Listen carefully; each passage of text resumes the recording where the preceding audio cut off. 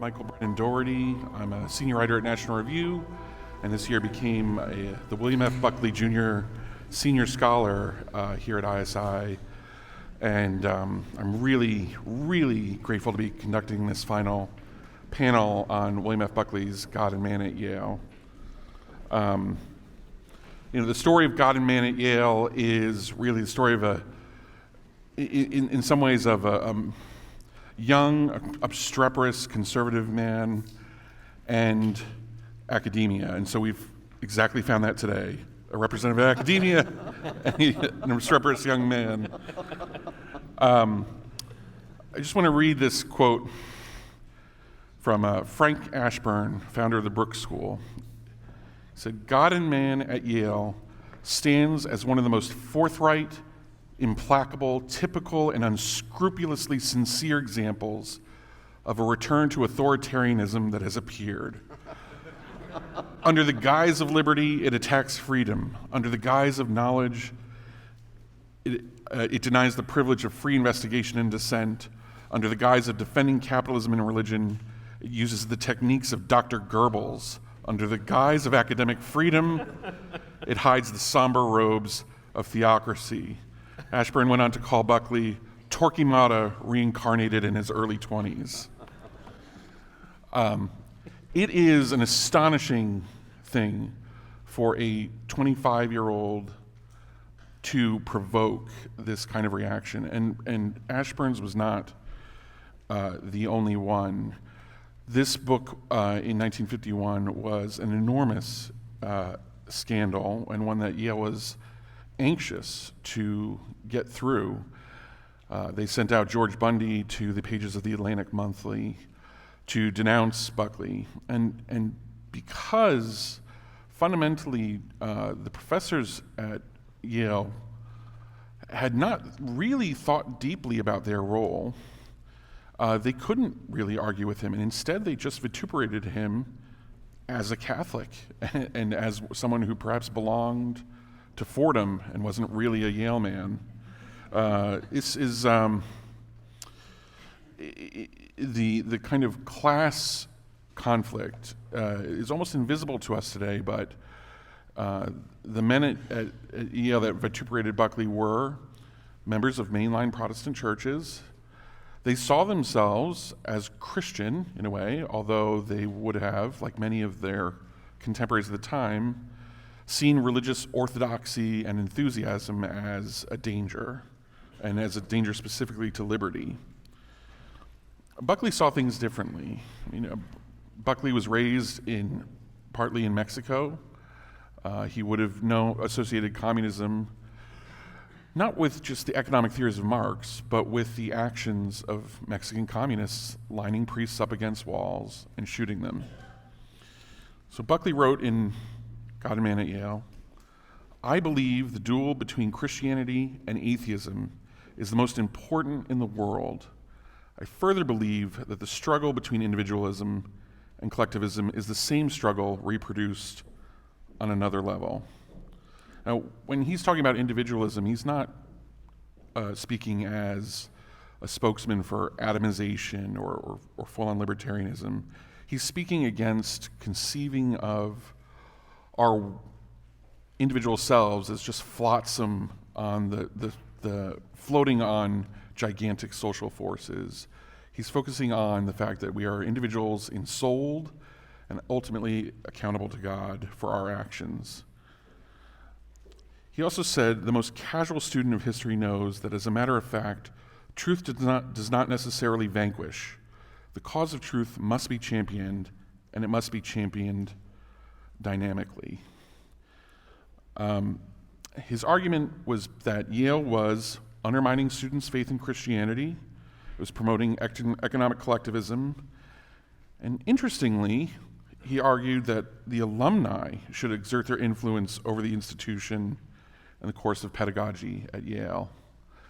And I want to focus also on the fact that his critics responded to this in a very interesting way. His critics at Yale, the professors, saw his argument that they had a duty that they were failing to live up to as a total impingement on their freedom and an attack on American freedom itself. So I want to tease out these themes, and I think we have the best possible people to do so. I want to talk to the practitioner first. So Professor George, you're at an elite campus, and there have been debates recently about free speech on campus and what should be allowed given the encampments and so on that have sprung up, how they should be disciplined under what rubrics, and you've been in a running argument with your former student, Yoram Mazzoni. Yoram Mazzoni has argued that, of course, this kind of speech that you're seeing in these encampments should not be allowed at a university, and you've championed, in a way, the very thing that Buckley cast himself against, but I think for very different reasons.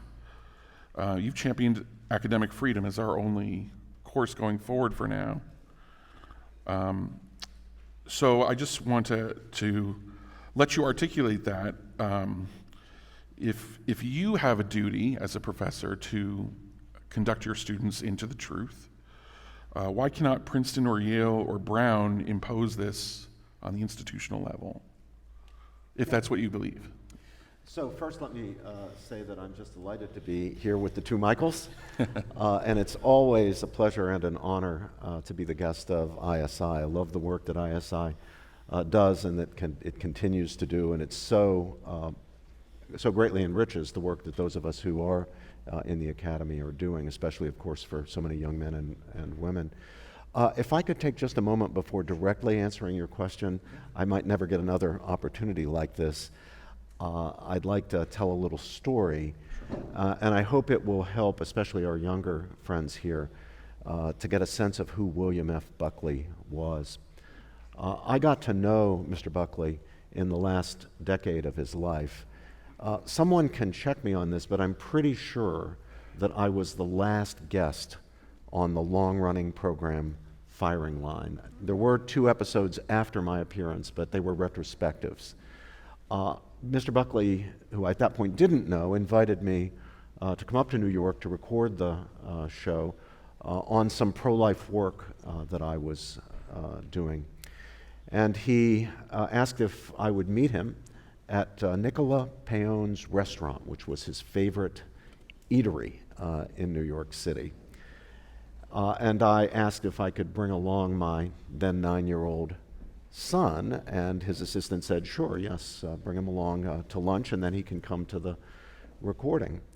So David and I showed up, David's my son, showed up at Nicola Paon's restaurant and were led to the table. I tried to sit in a chair, and suddenly 7 waiters descended on me in a rush saying, no, Mr. Buckley's chair, Mr. Buckley's chair. So I sat in a different chair, and David sat in his chair, and here after a bit came the great man himself, William F. Buckley. So we began conversing and had a nice conversation. And after a while, he turned to this 9-year-old little boy and said, David, tell me what you're interested in. And David was just back from a little summer program that he had done up in Maine with his grandfather, building a wooden boat, building a wooden kayak. And he said, well, Mr. Buckley, I'm interested in boats.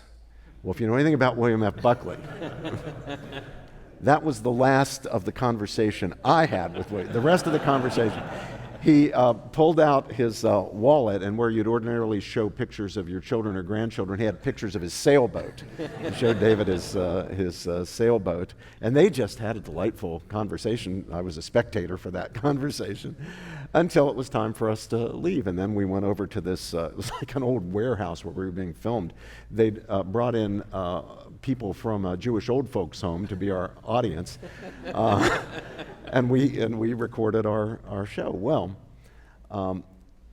when we were finished and we were leaving, I shook Mr. Buckley's hand, and he had a word with David, a nice word with David, which I didn't hear, and we headed out the door. Well, we got in the car, and David said, Mr. Buckley wants you to call him to arrange for us to have lunch at the athletic club. He wants to have lunch with me at the athletic club. I said, did he say that? And David said, yes, he wants to show me the boats, the model boats, the athletic club. And I said, well, David, Mr. Buckley is one of the most important men in the world, and he's one of the busiest men in the world. In fact, he has a typewriter in the limo he's driven around in so that he can do his work. He's so busy, he can't spare a moment. So let's not impose on Mr. Buckley. And David said, no, Dad, he wants me to come to see the boats at the athletic club. You have to call Miss Bronson. Some of you will know who Miss Bronson was, the dragon lady who protected William F. Buckley, his assistant. And so David I tried to get out of this. I tried to avoid this. He pestered me for 2 weeks until finally I called Frances Bronson and said, Ms. Bronson, this is embarrassing. I'm sorry to make this call, but my little boy won't leave me alone. He says that Mr. Buckley asked me to get in touch to arrange a time for him to go to the athletic club to lunch with Mr. Buckley. And I know Mr. Buckley's busy, and it was a very nice thing to say, but I'm just calling to say he doesn't need to do that. And she, of course, knowing nothing about this, said, well, I will call you back. Later that afternoon, she called back and said, Mr. Buckley would be delighted to see you and David at the athletic club on, October 13th, Thursday, October 13th, or whatever it was. So up we went on the appointed day to the athletic club, where William F. Buckley, one of the most famous and important men in the world, hosted my little boy and me for this wonderful lunch. We sat there for 2 hours at the table. I remember Walter Cronkite was sitting at another table, which meant nothing to David, but I found that very interesting. And then we got up from the table, and he gave David a tour of the building, showed him the boats and so forth. Now, William F. Buckley wasn't doing that because he thought someday I would tell this story publicly. He did that for this little boy because that's the kind of man he was. That's the kind of person he was. So when we're talking about his thought and God and Man at Yale and so forth, I want you to bear in mind the man, the character, what kind of guy he was. He was a good man through and through. And that story, I think, illustrates just what a good man he was. Now to get actually to your question, Michael. Which I have framed as invidiously as possible. Yes, my beloved and brilliant former student, one of my very first students, Yoram Mazzoni, and I have a debate going in the pages of Public Discourse, the online journal of the Witherspoon Institute, about free speech mainly on campus, not academic freedom more broadly, but free speech on campus. And my own view is that certainly on a campus like Princeton or the University of Tennessee, the situation might be different at certain other institutions with religious commitments and so forth. But at our institutions, I think the cause of truth-seeking is best served by observing essentially First Amendment standards. Any idea can be asserted, defended. You can play devil's advocate. You can advocate it because you believe it. But you got to be willing to have that idea subjected to criticism, to intellectual scrutiny. Let's see what holds up and what doesn't hold up. There are some forms of speech under the First Amendment that are not protected: defamation, actual threats, intimidation. Those have no place at a university, certainly. They're not protected by our free speech principles, the First Amendment principles at large. There are reasonable time, place, and manner regulations that universities can and do impose. I support those, and in fact, in this past year, argued strenuously to the president of my own university, that they should be enforced strictly against the people who were violating them in the pro-Hamas protests. All of that, but subject to those provisos, I think the cause of truth-seeking, which is the university's real mission, is best served by having as robust a debate as you can possibly have on any issue, requiring only that the participants in the debate do business in the proper currency of intellectual discourse. There's a currency of intellectual discourse, just as there's an economic currency. It's dollars and cents in the United States. It's pounds and pence in Britain. Well, the proper currency of intellectual discourse consists of reasons, arguments, and evidence. That's the demand I make on my students. They can put any proposition on the table. They can advocate whatever they want, no matter how offensive I find it, unjust, terrible I find it. They can put it on the table for intellectual scrutiny so long as they do business in the currency of reasons and arguments and evidence, and are willing in turn to have their arguments rebutted by reasons, arguments, and evidence. The second point is the more practical one, my second point in my debate with Yoram. It's the more practical one. To whom exactly in the university, let's say at Princeton or Yale or University of North Carolina or University of Michigan, to whom do we give authority to restrict speech beyond First Amendment standards? Who is it in the administration that we trust to do that? The reality would be, of course, that the DEI office or some office like that would be the office responsible for prohibiting and enforcing prohibitions on speech. I don't know about you, but that's not something that I would be happy about or confident in. In fact, I can't think of any office or anybody in any university that I've had any dealings with that I would trust in that way. So my first point is a point of principle. My second point is a point of prudence. This highlights something that's very different about the situation that obtains now versus the one Buckley was in himself. Right? Yale had, at the time, still basically had quotas on Catholics like Buckley. It had recently been in a dispute over quotas on Jews. Most of the professoriate at the time were members of churches, and in a sense, Buckley could call them to their baptismal marks and to the founding mottos of these institutions, which were founded to educate clergy. That personnel, right, in a sense he was arguing, you claim to be Christian, but you just have the trappings of religion, and in many of the courses, and he kind of goes into great lengths in God and Man at Yale to show how certain professors are undermining Christian faith. Michael, you've taken the view, kind of a more traditionalist view of free speech, that it exists not just for freedom itself, but for the truth. And I want to ask, what do you say to the practical outline of the problem that Professor George has, that if we tried to call universities to our Ivy League to take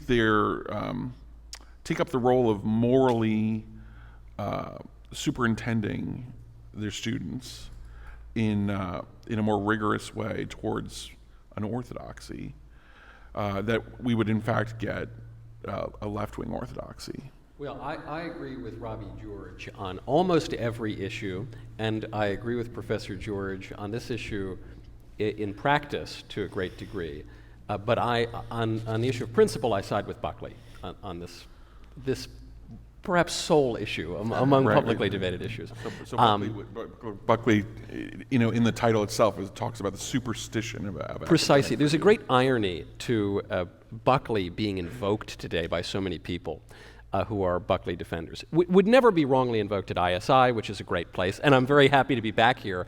I was just here about a month ago for the ISI honors program, and my wife, I think, wanted to murder me for saying I was going to travel again while we have a 2.5-month-old baby.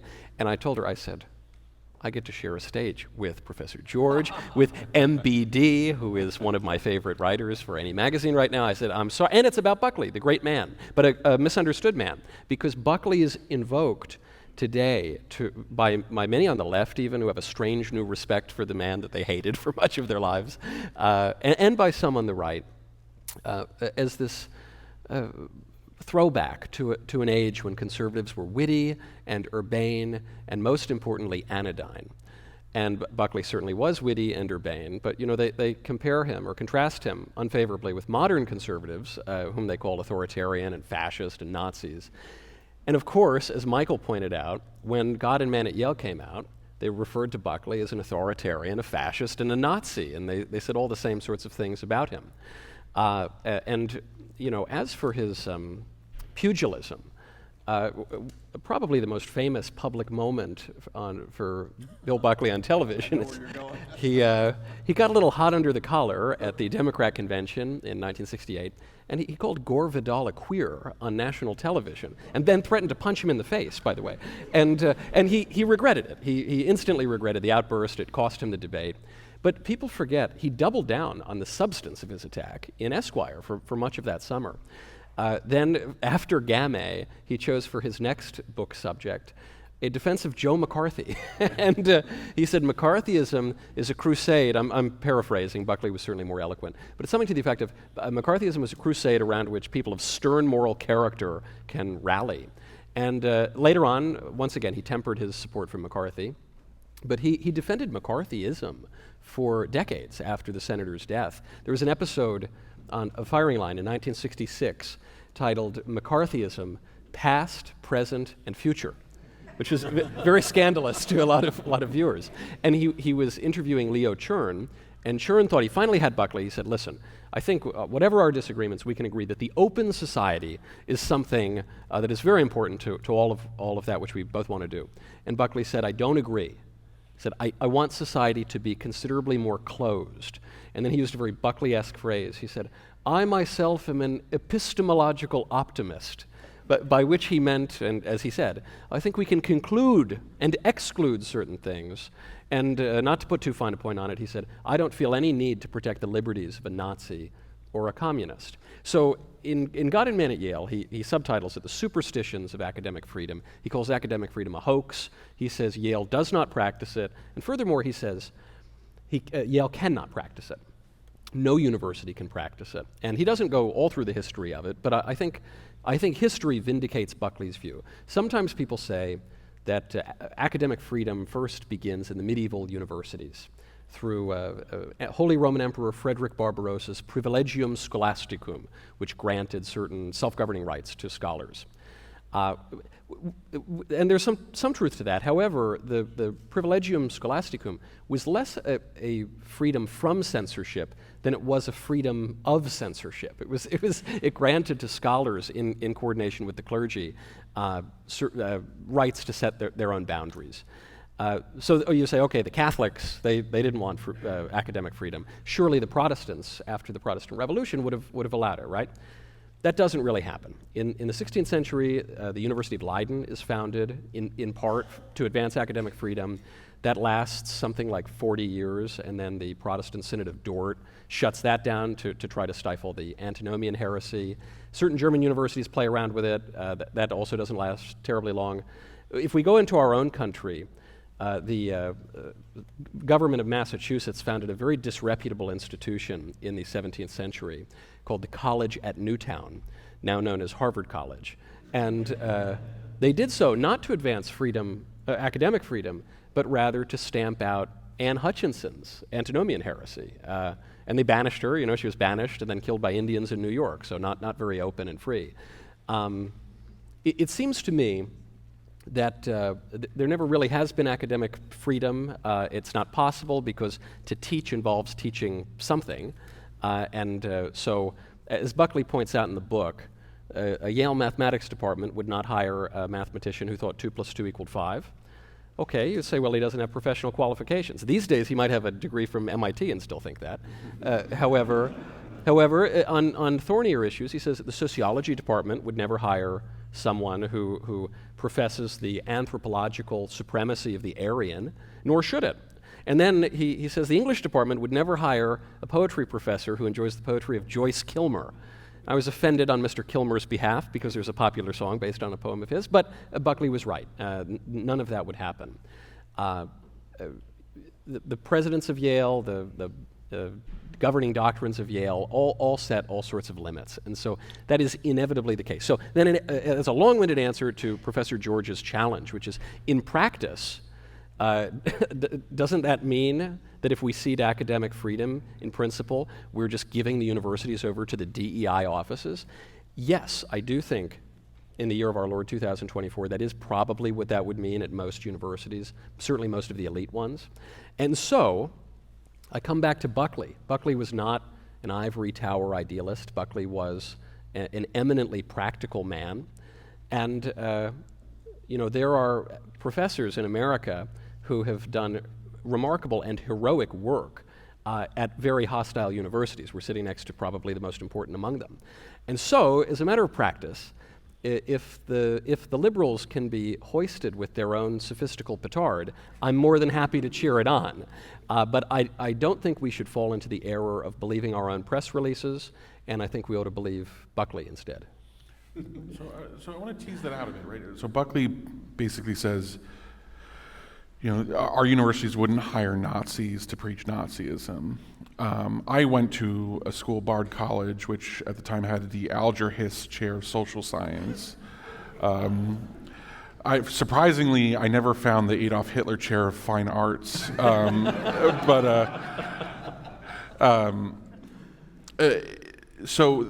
universities do, in fact, privilege and disprivilege ideas, and I want to drill into this a little bit more. So Professor George, I think one of the astounding things about the Ivy League in particular is in the last 3 decades or so, I would argue the Ivy League has made national the role it played in New England in the early part of the Republic, which is, it is the formatory school of our political and cultural elite. These people are going to fashion the rules and rule the fashions of our society, and they have this almost monopoly that never existed before. I mean, it is novel that the Supreme Court is made up entirely of Harvard and Yale alumnus. That was not the case before, and it's increasingly the case through, in other institutions that exercise power in our society. Is there a tension between this implicit mission that they have of forming the American elite, and yet not forming them to the, necessarily the political form of the United States, or the doctrines that it's committed itself to in its Constitution or in its history? Is there a tension there between that? In a sense, is there like a kind of fraud going on? Well, first I want to Sure. Michael, I didn't mean to have this no, look not like at a all. gang up. It turns out McCarthyism did have a future, after all, but it was on the left Right. and in the universities. So it did. I think, for what it's worth, that the university best serves the public good, the common good, serves the community, including the common good of this particular republic, the American Republic, by doing its best to fulfill its mission, to form young men and women to be determined truth seekers and courageous truth speakers, recognizing that we're all fallible, we can get things wrong, we will get some things wrong, but nevertheless having the courage to speak the truth as best they grasp the truth, as I would say, as God gives them to see the truth. That's, I think, the mission. And I think if we formed our young men and women in that way, I happen to believe that they would be great patriots. They would be dedicated people, the kinds of people that you need to run a democratic republic like ours. But I would do that not by indoctrinating them, but by laying before them the very best that has been thought and said on competing sides of all questions, including questions such as the question of whether Republican democracy is the right way or not. I'd love them to be wrestling with that question in the way James Madison had to wrestle with it in Federalist number 10. That's a perennial question. We shouldn't treat that as settled. They should be thinking about that question all the time, and future generations should be thinking about that question. So I guess I have a lot of confidence in the luminosity of truth, the power of truth. What I worry about is truth being shut down, doctrines being imposed. I worry about the hypocrisy we see, and Michael's put his finger on this, the hypocrisy we see in universities that claim to be upholding academic freedom, that claim to allow all points of view to be laid on the table, but in practice actually don't, where conservative professors are discriminated against. There's a single viewpoint that's dominant on the campus because competing viewpoints have been excluded.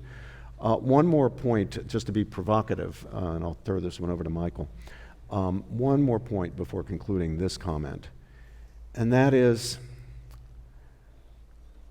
I think, you may disagree, but I think the best book that has been written to this date on American slavery, on the culture of American slavery, was written by the late Eugene Genovese, who, in the end, returned to the Catholic Church and became a conservative, but for most of whose career was a communist, a Marxist, and who wrote that book, Roll, Jordan, Roll, in his high Marxist period.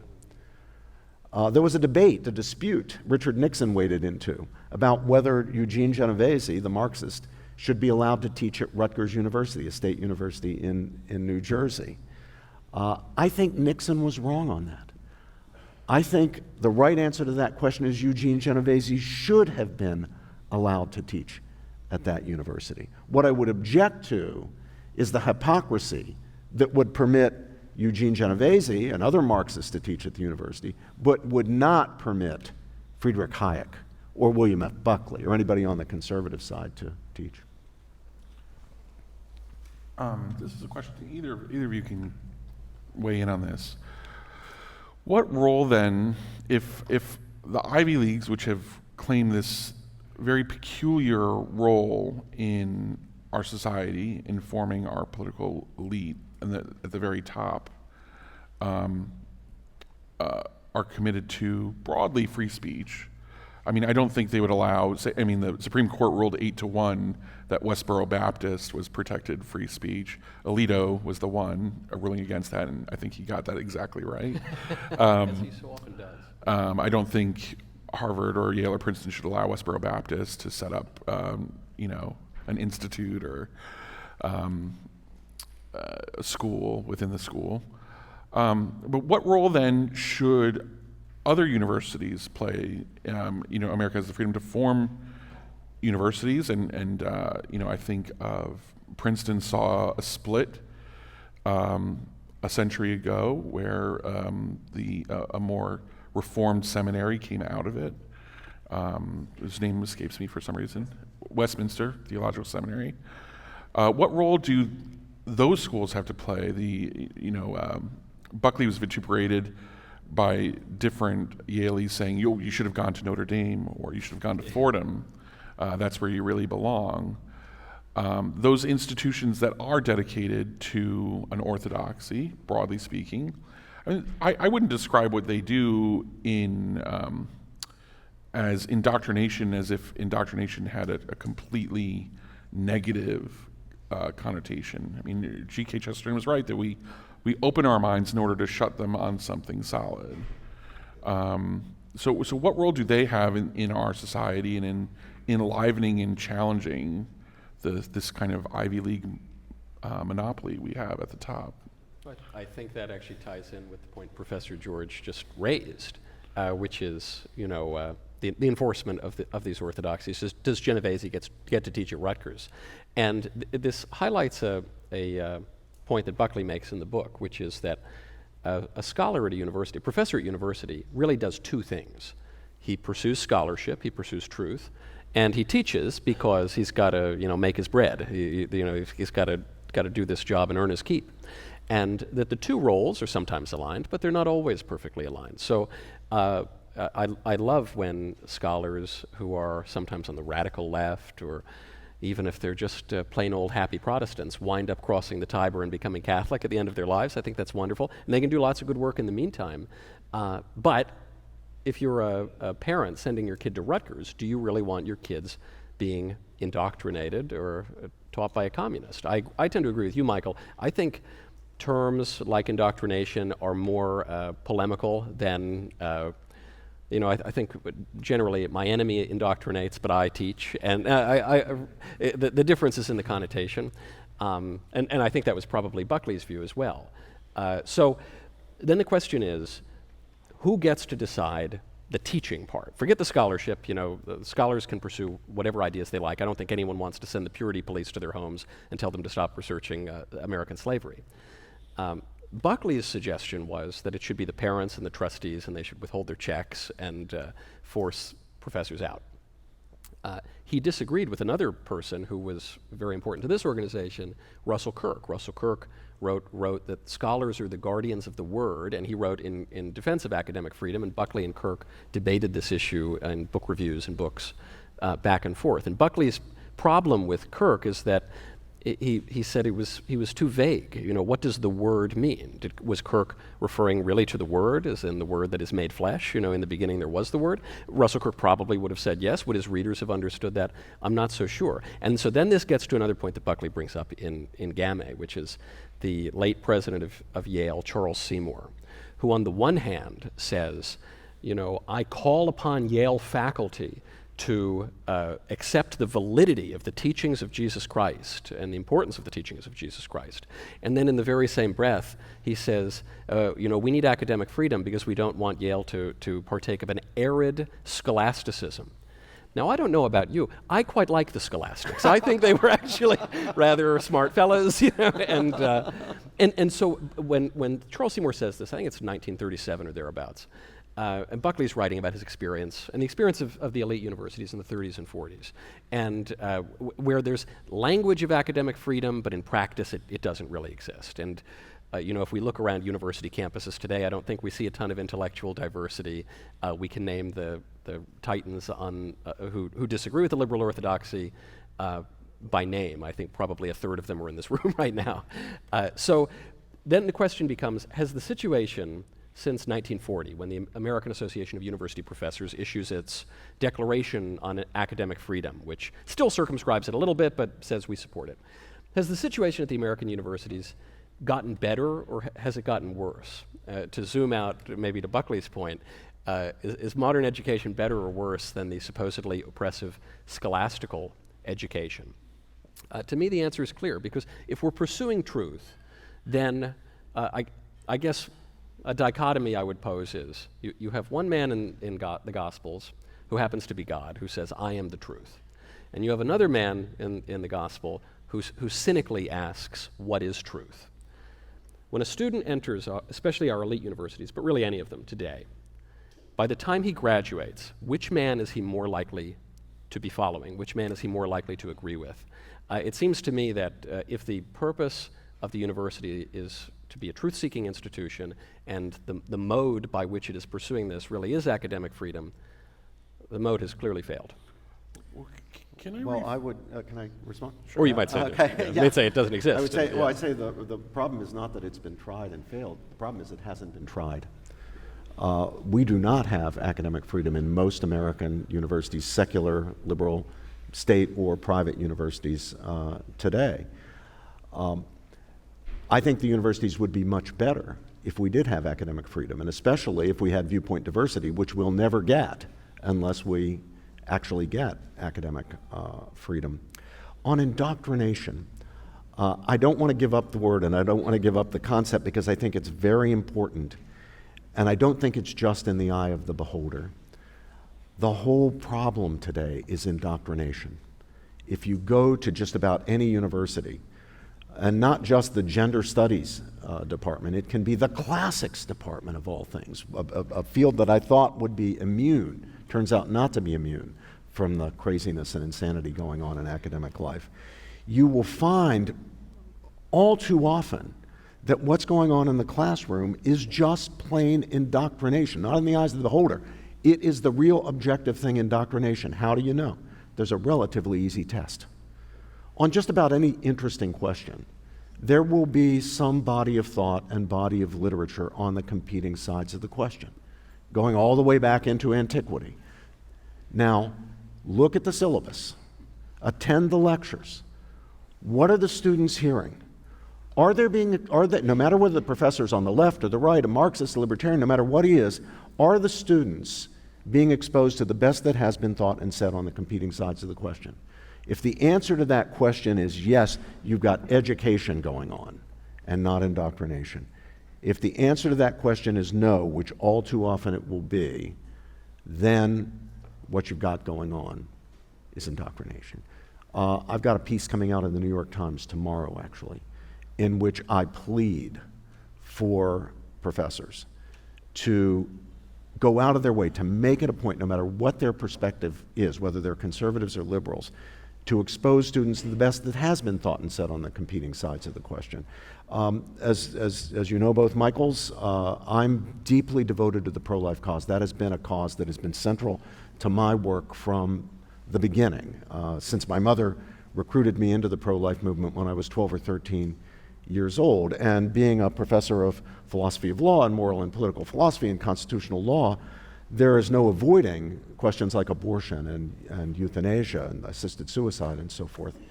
But I myself, though passionately committed to the pro-life cause, make sure every time I teach those subjects that students are reading not only work that I agree with and that I find persuasive, but they're also reading what I judge to be the best, most challenging work on the other side of the question. That is not because I don't care which side they come down on. It's because I want them to think their way to their judgments, to their best judgments on the question. Again, I believe in the power and luminosity of truth. I think the truth's going to win out more often than not. It's not a guarantee. It's not a lock. The marketplace of ideas is a good thing, but it's a bet.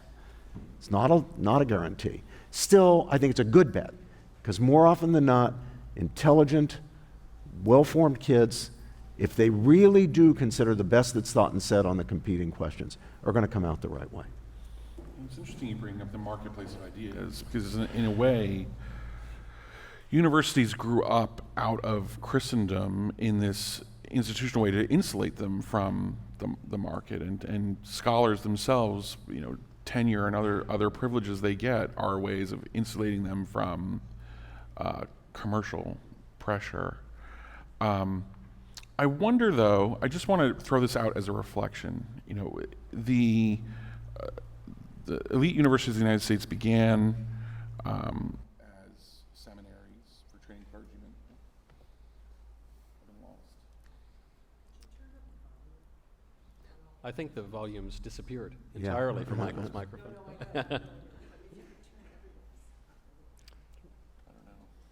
I think they have to do it from central control.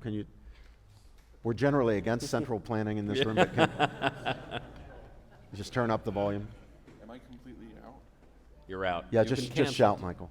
I think you just shout. We can still hear you back here.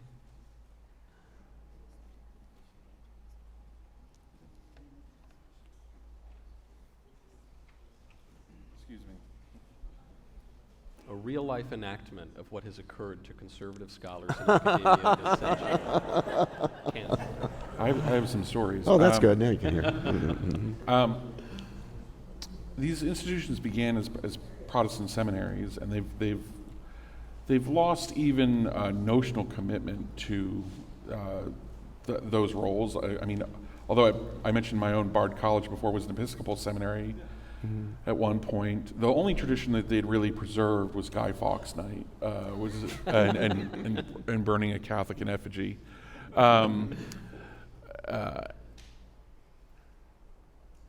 There's something I've noticed in the last year or so. We've had tremendous stories of academic fraud at the highest levels of academia, and particularly in these DEI offices and among these administrators who aren't professors. And I'm just throwing this out there as a reflection. Does the university, in a sense, need a Christian account of intellection to really function?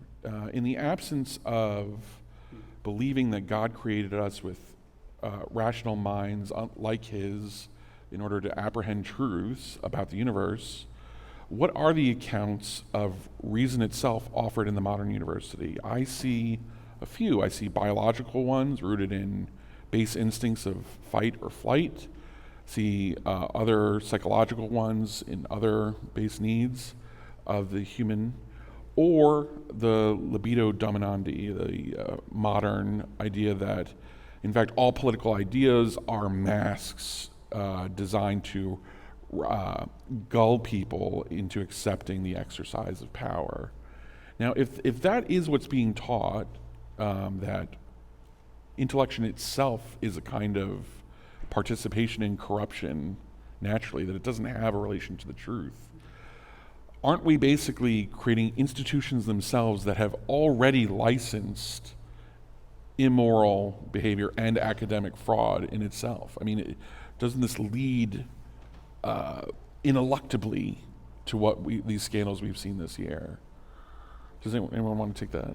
Happily, yes, I agree. It's a one-word answer, I suppose. It's no coincidence that the university emerges at the very height of Christendom, when the intellectual powers of Christendom are at their most active, and that in modernity, this very period is what is mocked as a bunch of clergymen debating how many angels can dance on the head of a pin by far lesser men than those scholastics, and you've seen the universities declining largely since. Yes, I agree. I'm reminded by your question of Alvin Plantinga's evolutionary argument against naturalism, that if these materialist accounts of life hold, then we have no reason to believe that our reason is reliable. And in practice, that's how a lot of, I think, university students and perhaps even professors today behave. And then what are we to do about it? If the university is hopelessly lost and the liberal Protestantism that predominated in American universities, at least, has given way to total secularism, is there any way to recover it? And I think there is, but I think it requires one to reimpose certain limits, just like a poem. Meter and rhyme really can help. They're not necessary, but they really can help a poem. And so, Professor, you brought up the abortion issue.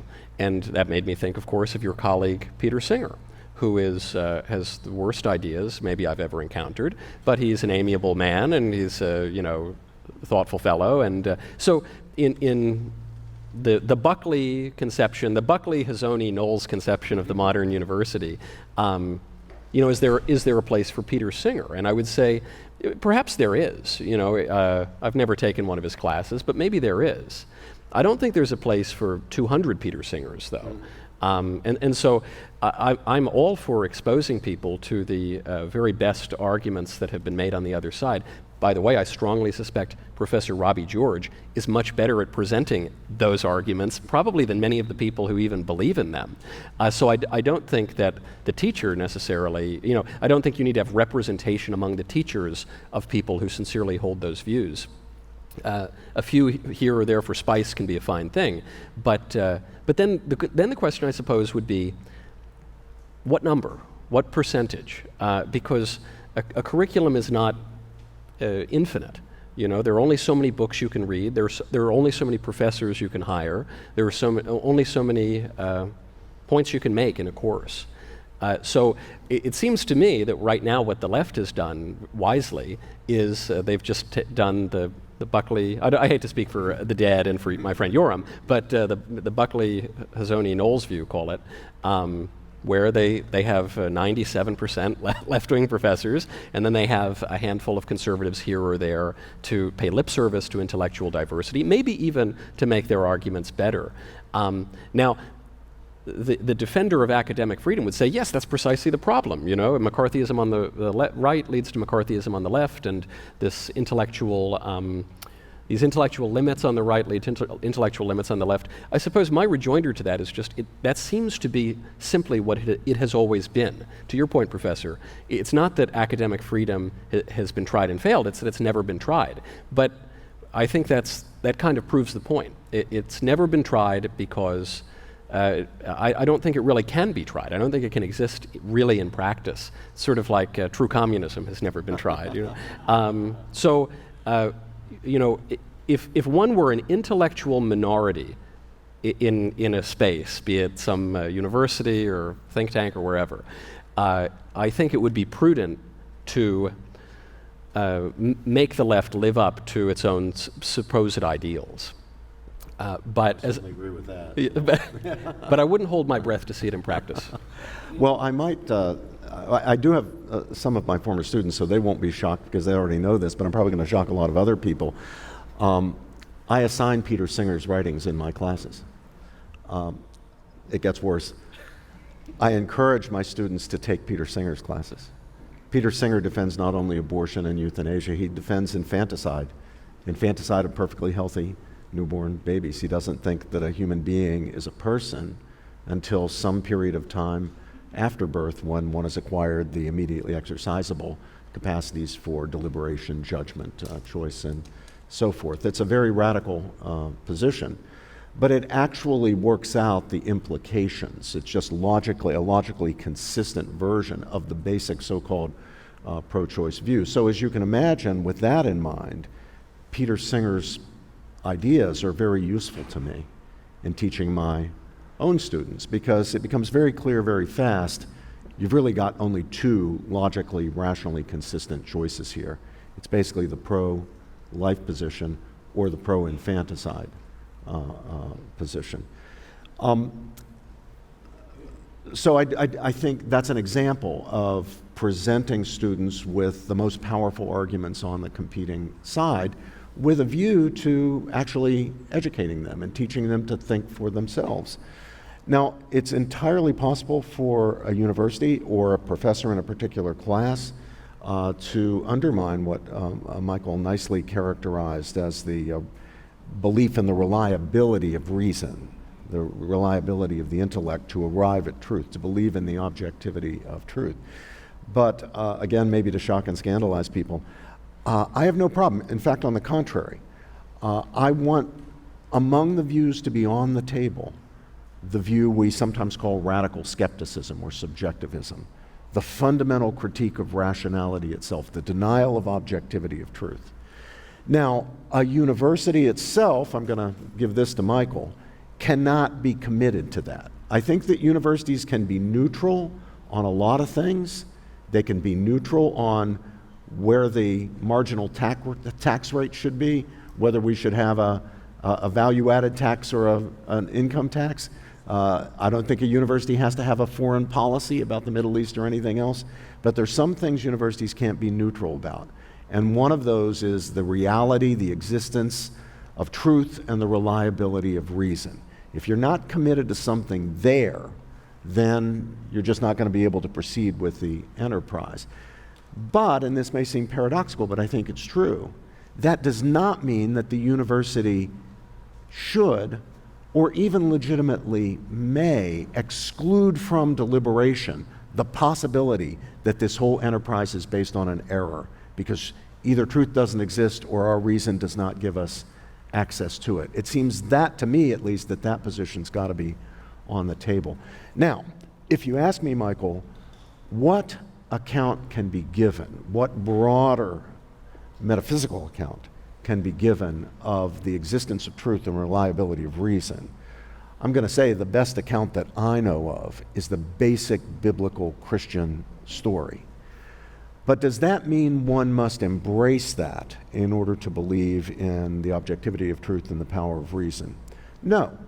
The great founders of academic life, going back beyond the Middle Ages and the rise of universities, the great thinkers of antiquity, figures like Socrates and Plato and Aristotle, Cicero, were not themselves Christians, obviously, and weren't Jews. They didn't have access to the biblical revelation, and yet they could have, on the basis of reason itself, an understanding of the truth-attaining power of reason, enough to actually achieve what we find in Plato's dialogues and in Aristotle's writings. But there again, what they're not doing is embracing a doctrine or a dogma that would undermine the reliability of reason itself. Can I try a little thought experiment with you that I do with my students? It goes to the question of indoctrination. So I sometimes say to my students, especially my conservative students, when we're having a debate sort of like the one that we have here, I'm going to give you two options. You tell me which one you choose.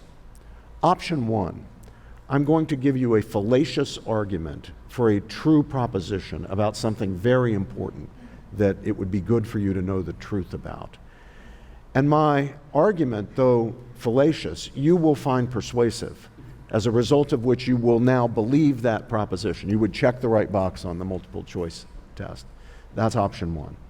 Option two, I'm going to give you a valid, sound argument for the same true proposition about the same important subject. But this time, my argument, though sound, though valid, you will not quite find persuasive, So you will still not embrace, you will still not believe the proposition. You may doubt it, you may be up in the air about it, but you won't believe it. Tell me which option you choose. And some student, well, Michael, you're going to tell me, I think, right? So which one would you choose? I think I would choose the second option. You would choose the second option, which is, of course, the right answer. But some of my conservative students choose the first option. And when they give an account of why they choose the first option, they say, because truth is ultimately what matters. It's not about how you get there. It's getting there. Now, of course, this is treating truth basically as a matter of information. Yep. Being able to check the right box on the SAT test. Now, I can usually cure them of that problem and bring them around to what Michael rightly says is the right option, option 2, by saying, okay, now let me give you a third option. Those of you who've chosen option 1, let me give you a third option. Arguments are messy, they take time, they're hard to understand. Let's dispense with the argument. I just happen to have this little green pill. And if I give you this pill and you take that pill, you will believe the true proposition. Do you want the pill? And of course they immediately say, no, I don't want the pill. But the pill is just the fallacious argument. Right. It's just the shortcut to the true proposition. I think if you see that the right answer is option 2, you have an idea of what I think education is all about. So I'm going to wrap up shortly so we can get to a few questions. We'll know one thing. Buckley's idea was for practically reforming the universities was to kind of empower the alumni and the people kind of footing the bill and imposing the duty of a kind of paternal duty on the faculty. I'm wondering what practically each of you would say are the necessary and plausible reforms to universities, whether that's decreasing the number of administrators. I mean, I think Yale has almost as many administrators as it has undergrad students now. These people are quasi-academic figures that engineer social life on campus and also have this formative effect on students that's apart from the professors and apart from the duties and privileges of professors. Just throwing it out there. What do you think, and you could also give us answers about what conservative students should do on their campuses practically to survive and to thrive. And I trust nobody's answer, though, will be Plato's answer, which is to impose a totalitarian form of education that wipes out all parental influence in order to preserve a just republic in the end. That was the opposite of Buckley's suggestion. Exactly. Which is the parents need to get involved. And Russell Kirk attacked him for this because he said it's making education a utilitarian thing. And to Professor George's point, you don't want to just be able to spout the right answer as a rote matter. You want to actually build the architecture to think so that you can arrive at truth in a more abundant way. That's really how you get your money's worth. And I'm sympathetic to both sides of that. Just as a practical matter, someone does have to pay the bills at the university, and so there is a utilitarian aspect to it. I mean, Yale, going back something like 100 years now, says that its goal is to produce good citizens. So it's not a purely disinterested pursuit of the truth. There are real minds in America who are guardians of the word. There aren't very many of them, and so I think the question of college reform is much, much broader than as pertains to those people, and those people I think are going to find a way regardless. What do we do for everybody else?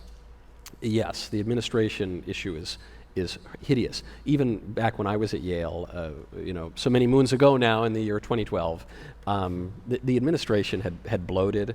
The faculty were complaining that Yale used to be governed largely by the faculty. Now the faculty had lost a lot of sway.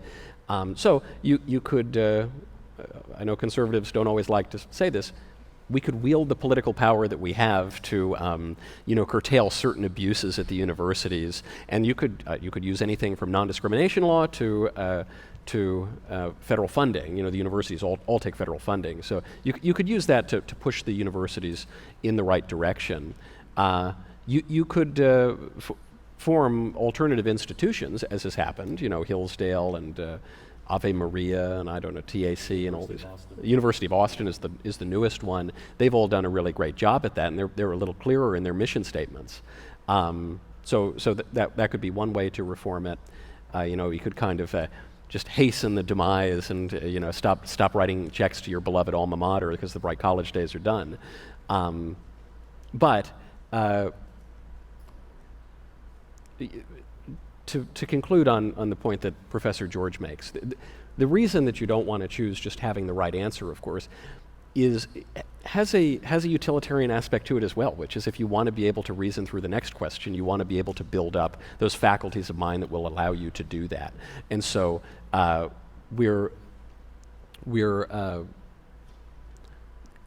requires a university that is coherent. I'm reminded of Pope Benedict XVI's famous, in some quarters infamous, speech at the University of Regensburg, where he joked that Regensburg had 2 faculties dedicated to something that most people now think doesn't exist, namely God. But he recalled that a university is supposed to be a coherent thing with integrity.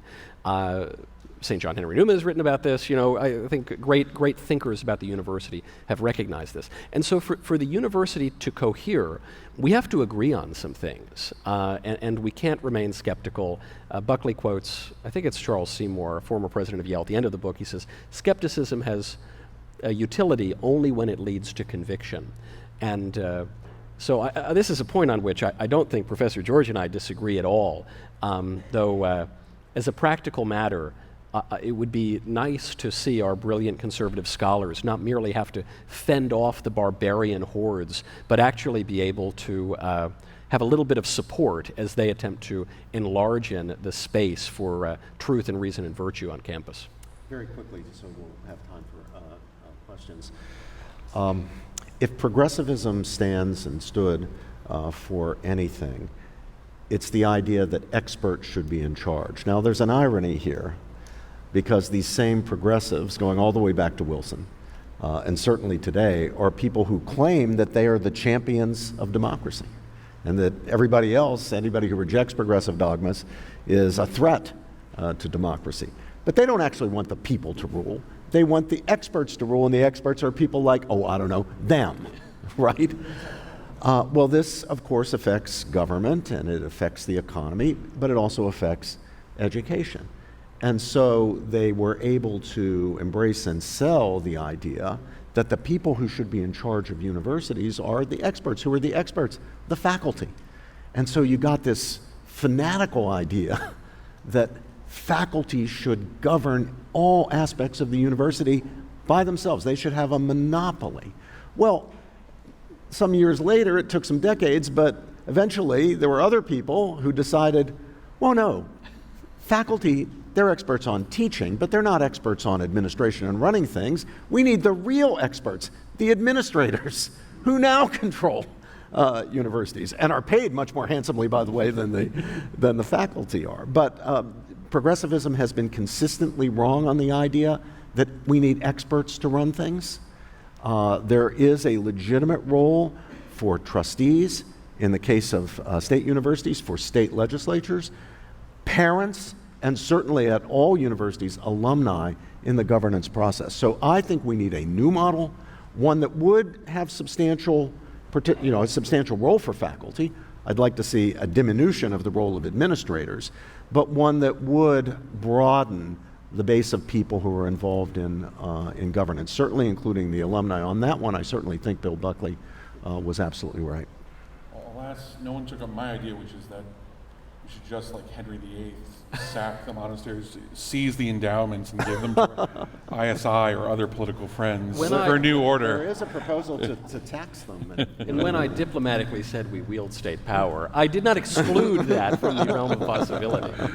Oh, that we should go to questions. I think someone has the microphone. We've got one over here, and remember to keep your questions short because we are very short on time. Professor George, well, first of all, thank you all. Professor George, you mentioned that there was kind of these two options, one of which being to kind of give essentially a straw man's class, and then the other being Are to you hearing, Michael? represent I can't things. quite- We're Could you having speak a trouble little bit- hearing up here. Can you stand? Oh, of course, yes. Earlier, Professor George, you mentioned that there was kind of two options, one of which being, or the two examples that you gave was that one was in relation to kind of a professor giving a kind of a straw man's class based on, it's a truthful opinion, but a straw, not just not hearing. fleshing out his argument.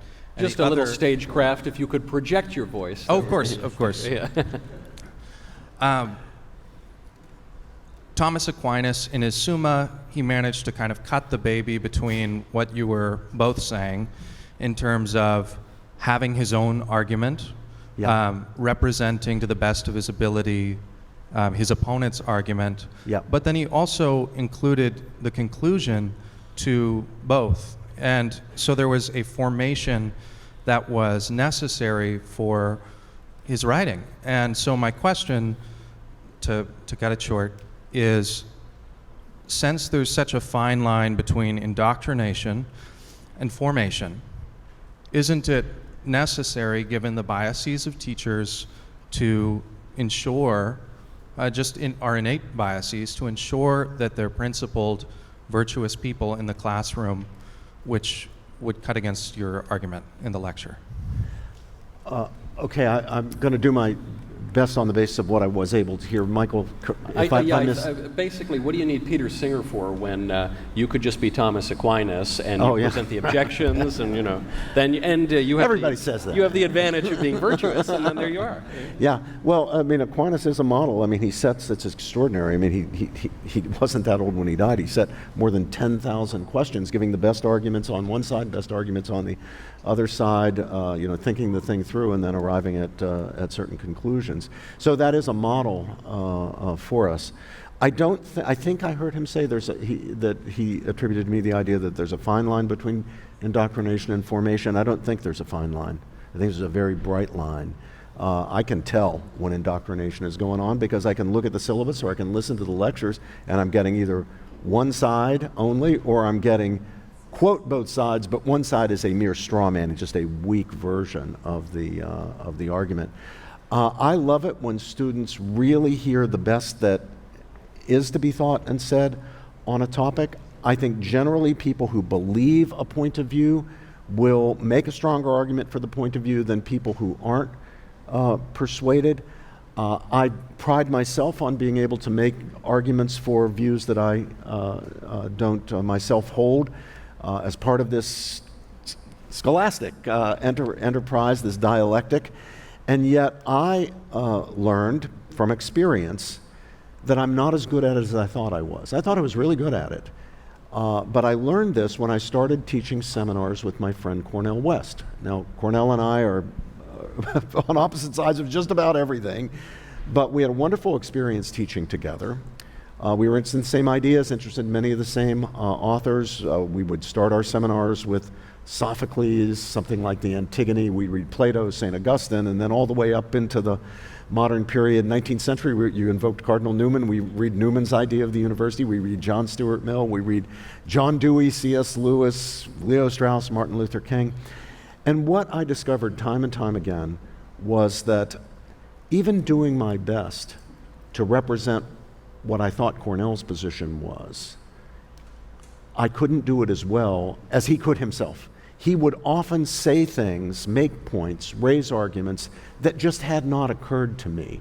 And had he not been in the room with me, those arguments would not have been on the table and the discussion wouldn't have had the benefit of those arguments. And guess what? He tells me that he had exactly the same experience because like me, he prides himself in his own solo taught courses in being able to represent conservative and other points of view that deviate from his own, but he found himself surprised by a point that I made that seemed pretty compelling but had not occurred to him. So we do our best when we're on our own and don't have available to us the arguments of someone who actually believes a view, to defend that view as best we can so that students can sort through the pros and cons and figure out where they stand. But ideally, I think in the best situation, we do rely on the representations, the arguments of people who hold the view. You know, Professor, you like Cornel West because he's your friend. I like Cornel West because he might be a spoiler in Michigan and Wisconsin, so I'm very, very excited about that. I think that's true. Usually the other side can make their case better, at least the smart people on the other side. However, to the point on, you know, who's our Thomas Aquinas, I gave this talk about a month ago right here on Dante and the political vision of Dante, and now I'm thinking of the pedagogical, you know, vision of Dante, which is Dante's, you know, especially the third canticle of that poem, Paradise, is really about the liberal arts. Each of the planets is a liberal art. And his understanding of education is one of a guide, of a leader, Duca Nostro. You know, it starts with Virgil, moves on to Beatrice, and ends with Bernard of Clairvaux. That he goes through hell, by which I mean he had to read Peter Singer's arguments or something. He goes through hell, you know, he encounters all these things, but he has a guide. And this is the question Buckley brings up, which is, okay, you know, Cornel West can make his arguments, or, you know, some other person with whom we might disagree.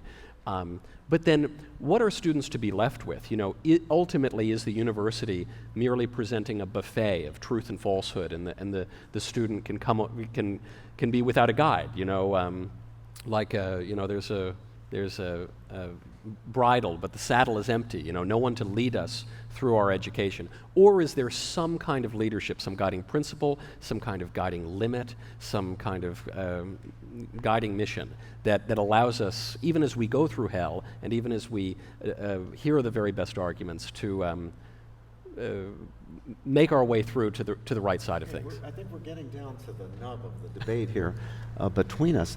I really don't think I need to, nor do I think it would be good if I and my fellow professors, most of whom are of course on the left, thought we needed to, at the end of the day, say, and the truth of the matter is thus and so.